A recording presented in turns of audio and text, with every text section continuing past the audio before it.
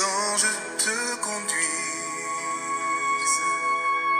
les saints et les martyrs te Mes chers frères et sœurs, paix et bien dans le nom de notre Seigneur Jésus-Christ. Une seule chose je nous propose aujourd'hui pour notre méditation. N'espère pas d'être dragué au ciel si tu ne te fais pas draguer ici. Dans l'évangile, les Sadducéens posent une question à Jésus. Maître, Moïse nous a prescrit si un homme a un frère qui meurt en laissant une épouse, mais pas d'enfant, il doit épouser la veuve pour susciter une descendance à son frère. Or, il y avait 7 frères. Tous les 7 l'épousèrent et moururent sans laisser d'enfants. Finalement, la femme mourut aussi.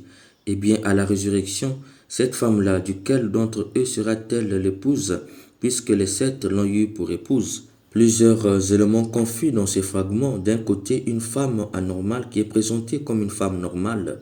En latin, on l'appellera esse commune, l'être en commun, puisqu'elle accepte tout le monde. De l'autre côté, elle subit la tradition qui, par la loi du Lévirat, oblige le beau-frère à épouser la veuve de son frère mort sans enfant pour perpétuer son nom.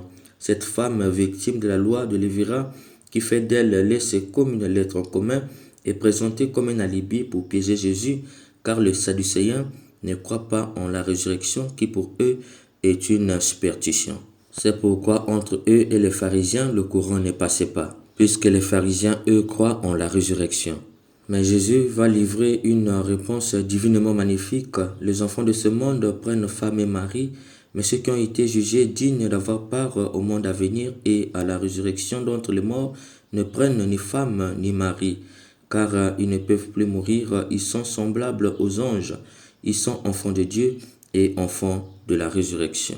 Mes chers frères et sœurs, n'allons pas vite en besogne. Plusieurs choses Jésus nous révèle ici à travers cette réponse. D'emblée, il affirme que les enfants de ce monde prennent femme et mari. Il faut entendre par là que Jésus nous invite à bien vivre ici. Vis ta vie ici. Vis-la bien ici. N'espère pas aller vivre au ciel ce que tu n'as pas vécu ici. N'espère pas de te faire draguer au ciel si ici tu n'as jamais été dragué. C'est ici qu'il faut vivre. C'est ici qu'on drague. C'est ici le mariage. Le sexe, c'est ici. Les enfants, c'est ici. Car pour prendre une femme, il faut d'abord une drague, une célébration de mariage ouverte à la procréation. Jésus confirme que tout cela, c'est ici et non au ciel. C'est pourquoi il ajoute, ceux qui ont été jugés dignes d'avoir part au monde à venir et à la résurrection d'entre les morts ne prennent ni femme ni mari. Par cette affirmation, Jésus nous dévoile encore que toutes les dragues, les célébrations de mariage s'arrêtent ici. Au ciel, il n'y a personne pour dire « Madame, s'il vous plaît, tu es belle, je vais t'épouser ». Au ciel, il n'y a pas de raison de se maquiller pour se faire désirer.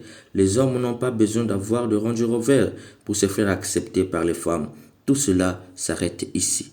Il va le confirmer à travers cette phrase « Ils ne peuvent plus mourir ».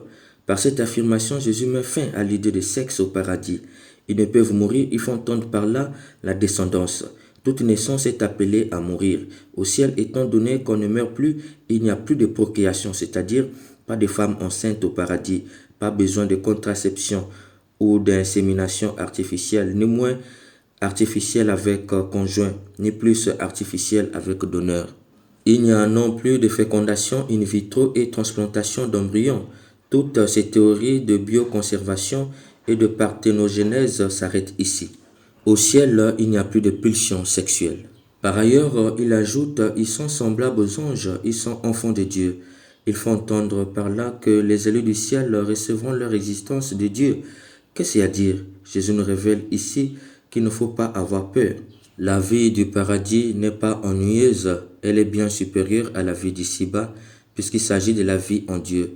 Ce n'est pas une continuation de la vie sur terre, mais une transformation de la vie sur terre. Voilà que c'est clair ici. Jésus en disant, ils sont semblables aux anges, il faut entendre par là qu'il nous dit que les hommes n'auront plus recours à l'union conjugale, car comme les anges, ils ne seront plus soumis aux pulsions sexuelles qui les poussent au renouvellement de générations. Mais cela n'empêchera pas que les époux qui se sont mariés ici et se sont aimés ici puissent continuer leur amour au paradis. Ils seront semblables aux anges. Il faut entendre par là, chers messieurs et madame, vous irez au ciel étant en couple pour vous aimer plus encore. Si votre amour sur terre n'a pas été entièrement total, Au ciel, Jésus déclare par cette phrase que cela sera total. Vous allez vous aimer l'un et l'autre d'un amour infini de Dieu.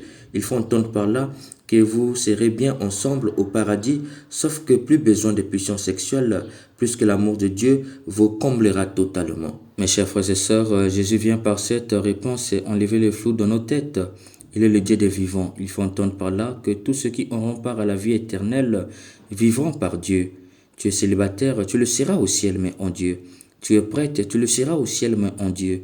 Tu es marié, tu le seras au ciel si l'autre est aussi sauvé, mais en Dieu. On peut comprendre la souffrance d'Antichos dans la première lecture qui reconnaît qu'il a fait le mal aux innocents. Il sent qu'il sera privé de ceux qu'il a aimés dans l'éternité puisqu'il n'y entrera pas.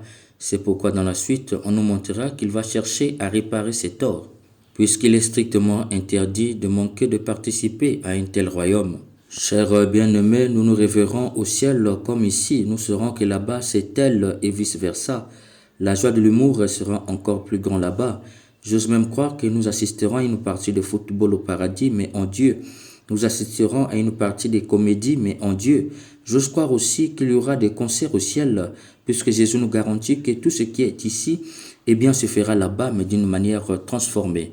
Par contre, il nous rassure qu'ici, qu'il faut tout vivre le mariage ici, se faire des amis ici, car on ne se mariera pas au paradis, c'est pas là-bas qu'on ira faire des amis.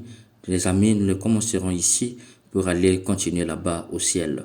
Que le même nous aide à prendre conscience qu'ici que nous devons construire notre paradis pour le finir au ciel avec lui pour l'éternité. Amen.